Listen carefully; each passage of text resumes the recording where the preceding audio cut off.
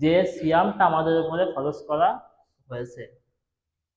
কিন্তু শুধু ফরজ করা হয়েছে এটা নয়, এই ফরজ হওয়ার জন্য কিছু শর্ত রয়েছে।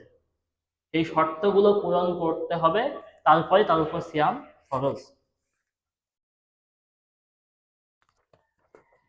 সিয়াম ফরজ হওয়ার 1 নম্বর শর্ত হচ্ছে ওই ব্যক্তিকে মুসলিম হতে হবে। সিয়াম যার উপর ফরজ হবে ওই ব্যক্তির সর্বপ্রথম শর্ত হচ্ছে ওই ব্যক্তিকে মুসলিম হওয়া। কারণ কাফের ব্যক্তির উপরে সিয়ামটা আল্লাহ সুবহানাহু ওয়া তাআলা ফরজ করেননি। আল্লাহ সুবহানাহু ওয়া তাআলা সূরা মায়েদার মধ্যে বলছেন, ওমা ইয়াবতাগি গায়রাল ইসলাম দীনান ফামাই ইউকবালা মিনহু। যে ব্যক্তি ইসলাম ছাড়া অন্য কোনো মত, ধর্ম বা পথ চায় বা গ্রহণ করে, তার কাছ থেকে আল্লাহ সেটা গ্রহণ করবেন না। আল্লাহ বলছেন কি, যে কেউ যদি ইসলাম ছাড়া অন্য কোনো দিন তালাশ করে, অন্য কোনো দিন খোঁজে, তার কাছ থেকে আমি সেটা গ্রহণ করব না। যে ব্যক্তি ইসলাম কবুল করবে না তার আগ পর্যন্ত ইসলামের কোনো বিধান তার জন্য ফরজ নয়। 2 নাম্বার এবং 3 নাম্বার শর্ত সিয়াম ফরজ হওয়ার। 2 নাম্বার, ওই ব্যক্তিকে অবশ্যই জ্ঞান সম্পন্ন হতে হবে, পাগল ব্যক্তি হওয়া যাবে না। এবং 3 নাম্বার, ওই ব্যক্তি বালেগ হতে হবে, না বালেগ কোনো ব্যক্তির উপরে সিয়ামটা ফরজ নয়। আলী রাদিয়াল্লাহু তাআলা আনহু বলেন, রাসূল সাল্লাল্লাহু আলাইহি ওয়াসাল্লাম বলেছেন যে 3 ব্যক্তির উপরে থেকে আল্লাহ সুবহানাহু ওয়া তাআলা তার কলমকে উঠিয়ে নিয়েছেন। 1 নাম্বার হচ্ছে ওই ব্যক্তি যে ঘুমিয়ে আছে জাগ্রত হওয়ার আগ পর্যন্ত। যদি জাগ্রত হওয়ার আগ পর্যন্ত তার উপর কি কোনো গুনাহ বা নেকি তার লিপিবদ্ধ হবে না। 2 নাম্বার ব্যক্তি হচ্ছে নাবালেগ, যতক্ষণ না সে বালেগ হয়।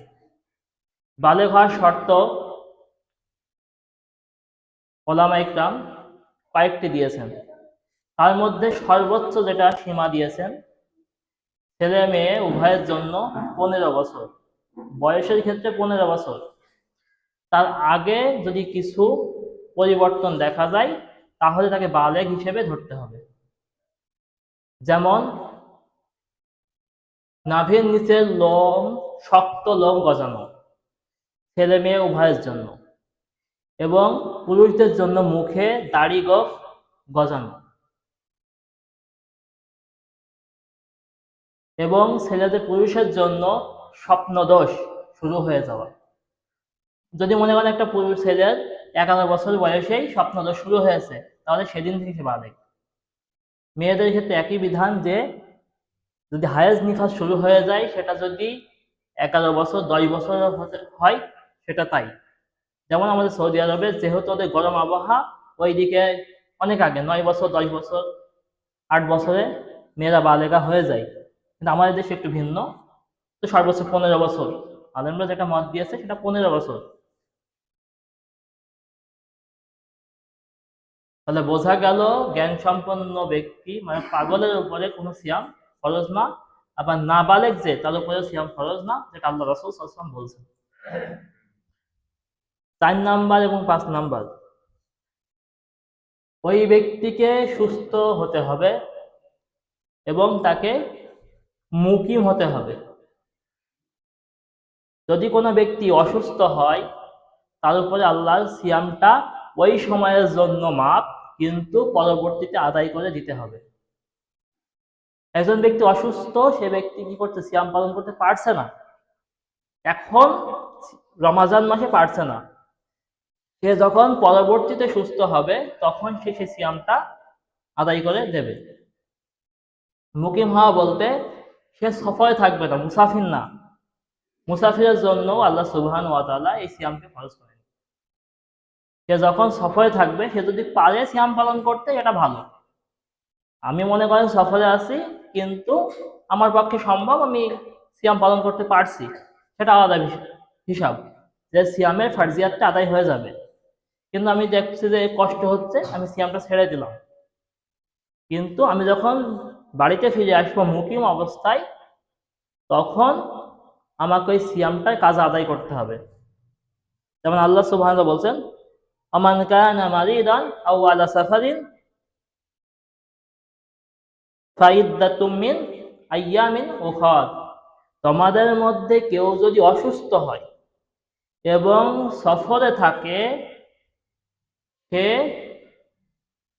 পরবর্তীতে ওই দিনগুলোকে গণনা করে দেবে, মানে ওই দিনে যেই কয়টা সিয়াম তার কাজা হয়েছে, পরবর্তীতে সে সেটা পালন করে দিবে, পূরণ করে দেবে। 6 নাম্বার যে শর্ত, সেটা হচ্ছে মহিলাদের হায়েজ নিফাস থেকে পবিত্র থাকা। বুখারীর বর্ণনা, আবু সাঈদ রাদিয়াল্লাহু তাআলা আনহু বলেন, রাসূল সাল্লাল্লাহু আলাইহি ওয়াসাল্লাম বলেছেন, যখন কোনো মহিলার মাসিক শুরু হয়, তখন ওই মহিলা সালাত আদায় করতে পারবে না এবং সে কি করবে, সিয়ামও পালন করতে পারবে না। কথা বলেন না?